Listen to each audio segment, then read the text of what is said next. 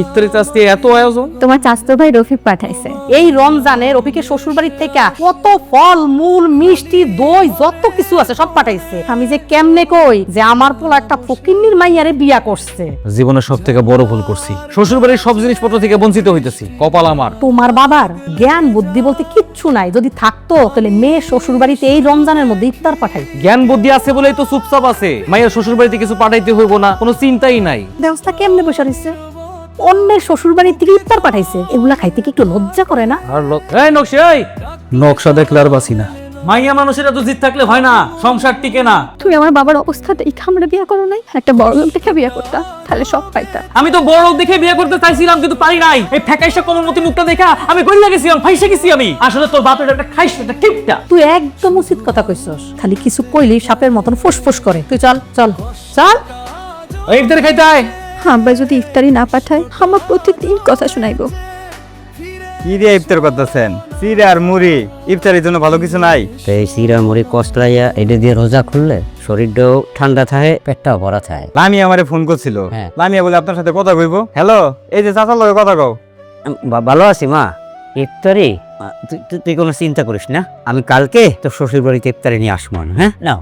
তো লামিয়া কি কইলো? ওই রমজান মাসে মেয়ের শ্বশুর বাড়িতে ইফতারি পাঠানোর একটা নিয়ম আছে। আপনি নিজেই তো খাইতে পারেন না, তাহলে লামিয়া শ্বশুর বাড়িতে ইফতারি বাড়াবেন কেমনে? কইছে কি আমার কিছু টাকা ধার দাও। আপনারে টাকা ধার দিলে সেই টাকা কি আর আমি পাইমু? তারপরেও একটা জিনিস ভাবতেছি, আপনি আমার দূর সম্পর্কে চাচা, তারপরে রোজাদার মানুষ, যেহেতু টাকা চাইলেন, আমার কাছে 1000 টাকা আছে, এই টাকাটা রাখেন। 1000 টাকা দিয়ে কি ইফতারি নিও আর কিছু। আরে চাচা, আমার কাছে থাকলে তো বাড়াই দিমু, আমার কাছে ওই 1000 টাকাই আছে। তাহলে আমি গেলাম। মা আসসালামু আলাইকুম বেন সাহেব। ওয়ালাইকুম আসসালাম। ভালো আছেন? তাহলে এতদিন পরে মেয়ে শ্বশুর বাড়িতে আসলেন না? তা কি নিয়ে আসছেন? সে ওই একটু সামান্য ইফতারি আর কি। ও দেখি কি নিয়ে আসছেন। না। আব্বা তুমি কখন আইলা? এগুলা কি নিয়ে আসছেন আপনি? হ্যাঁ, সোলা এইসব নিয়ে আসছেন আমাদের বাড়িতে? হ্যাঁ, আম্মা আপনি বেন সাহেব, আমার যদি সামর্থ্য থাকতো তাহলে আমি আরো অনেক কিছু আনতাম। আমাদের কি মনে হয় ফকির মিসকিন? এগুলা কি আনছেন? হ্যাঁ, এই সামান্য একটা ট্যাং, এই সিলা, এই 10 টাকার সোলা, 10 টাকার মুড়ি, এইসব কিছুই নিমু না। আসলে না, আত্মীয়তা করতে হয় সমানে সমান। ফকির মিসকিনের লগে আত্মীয়তা করলে যা হয় রে। দয়া করে আমার বাবার আর অপমান করেন না। ছোট লোক কতগুলা। যাই। আসসালামু আলাইকুম, কেমন আছেন? এদিকে কই গেছিলেন? একটু কাজ ছিল, তাই গেছিলাম বাবা।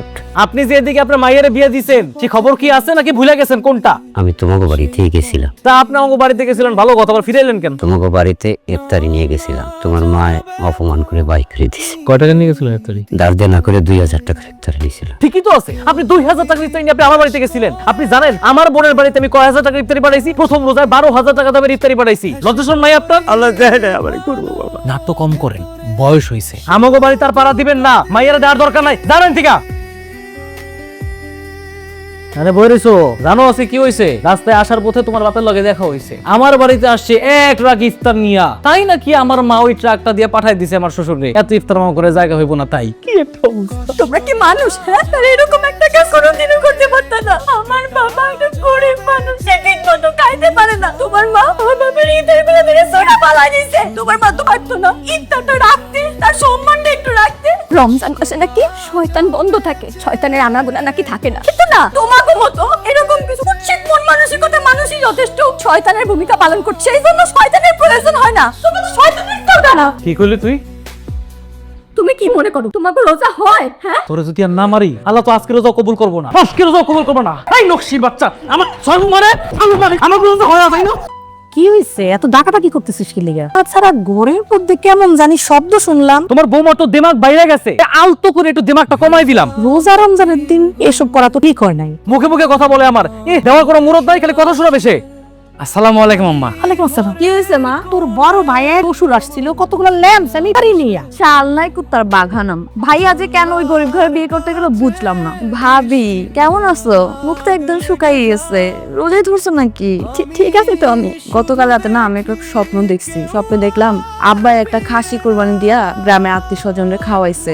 তুমি ভাইয়ারে বলো একটা খাসি কুরবানি দিয়ে আত্মীয় স্বজনদেরকে খাওয়াইতে, আর আমার শ্বশুর বাড়ির লোকদেরকে বইলো। পোলাটার হাতের অবস্থা তো ভালো না। ভাবিকে বলো তার বাপের বাড়ি থেকে একটা খাসি নিয়ে আসতে। ওই ফকিন্নির বাপে দিব খাসি না, যার একটা মুরগি কিনানোর ক্ষমতা নাই। ভাবিকে একটু ভয় টয় দেখাও, ভাবি একটু ভয় দেখালে দেখবে ভাইয়া শ্বশুর বাড়ি থেকে কালকেই খাসি চলে আসছে। তুই ঠিকই বলছস। আপনি তো জানেন আপনার ছেলের হাত এখন একদম পাকা। আমি তো জানি আমার পোলার হাতটা খালি, ওর উপর পুরো সংসারটা চলে, সেজন্যই তো ওর উপর আমি চাপ দিতে চাই না। তোমার আব্বারে আজকে খবর দাও, সেজন্য 2 দিনের মধ্যে একটা ছাগল কিনে এই বাড়িতে পাঠাইয়া দেয়। এতগুলো টাকা কই পাইবো? আমি তো এত কথা শুনতে চাই না। চাচা, হ্যাঁ? কি হইলো? লামি এমন কি কইলো? না, ওই মাইয়া কইলো যে 2 দিন পরে ওর শ্বশুরের মৃত্যুবার্ষিকী, একটা মিলাদ পড়াইতে চাইতেছে।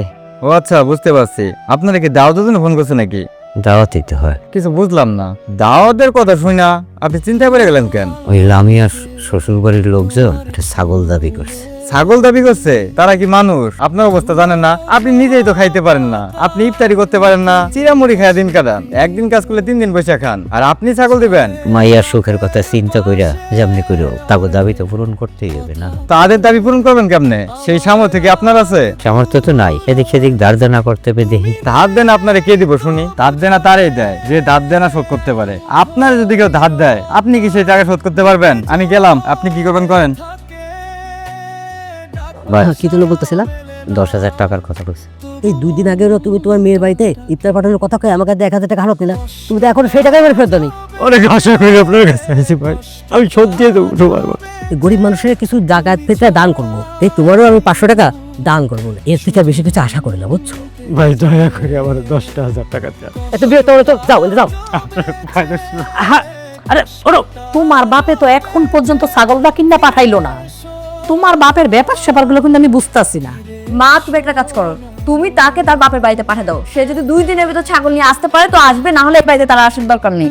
না মা, আব্বাই কইছে কালকের মধ্যে ছাগল কিনে পাঠাই দিই। কালকে বিকালের মধ্যে যদি তোমার বাপে ছাগল কিনা না পাঠায়, তোমারই কিন্তু আমি এই বাড়িতে রাখবো না, তোমারে তোমার বাপের বাড়িতে পাঠাইয়া দিব।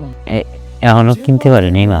তুমি ধার দেনা করে হলো তুমি যদি কালকে বিকালের মধ্যে ছাগল কিনে না পাঠাও, তাহলে আর আমার বাড়িতে রাখবো না। তুই কোনো চিন্তা করিস না। আচ্ছা রাখ মা। চাচা, আপনাদের একটা কথা কই, লামিয়ারে কই না এখন থেকে যদি আমার ফোনে ফোন না দেয়, আমার সারাদিন কাজ কাম করতে হয়, জানেনই তো। ও যদি বারবার আমার এমনি ফোন দেয় তাহলে আমার কাজ কামের সমস্যা হয়। আজকে থেকে ওরে কয়ে দিয়েন আমার যেন ফোন না দেয়, বিরক্তিই কর। রমজান মাসেও চুরি করস? মাদ্রাসার হুজুরে কইছে চুরি করলে হাত কেটে দাও, হাত কাটেন। বাবা আমার আর বাইরে না বাবা, সারাদিন রোজা রেখে অনেক ক্লান্ত। তোর মতন রোজাদার মারলে আমাকে কোনো পাপ হইব না।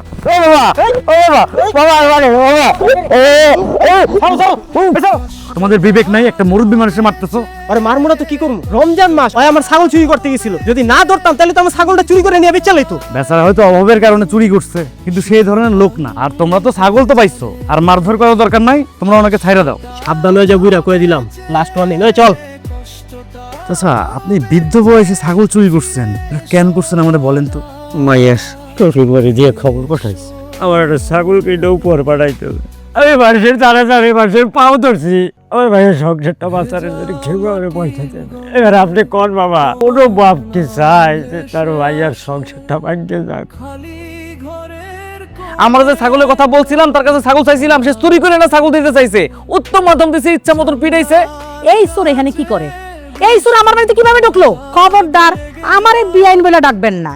আপনাকে অন্যায় আবদার পূরণ করতে গিয়া আমার বাপে চুরি করতে বাধ্য হয়েছে। দেখছো মা, দেখছো ওর সাহস কত বড়, আবার আমাদের উপর দোষ দিচ্ছে। তুমি তোমার চোর বাপের সাথে কোনো সম্পর্ক রাখতে পারবা না। আজকের পরের থেকে তুমি মনে করবা তোমার বাপ মৃত। আমার বাপের সাথে কোনো সম্পর্ক রাখবো না। যদি তোমার চোর বাপের সাথে সম্পর্ক রাখতে চাও, তাহলে এখন এই মুহূর্তে এই বাড়ি থেকে চলে যাও। তুই ওরা বাপ খেয়েছিস বা বাপ বই রেখেছি। খারাপ মানুষের লাগে, এমন অমানুষের লাগে সংসার করন যায় না। ওমা, চলো। তুই অমানুষ করি করে। এই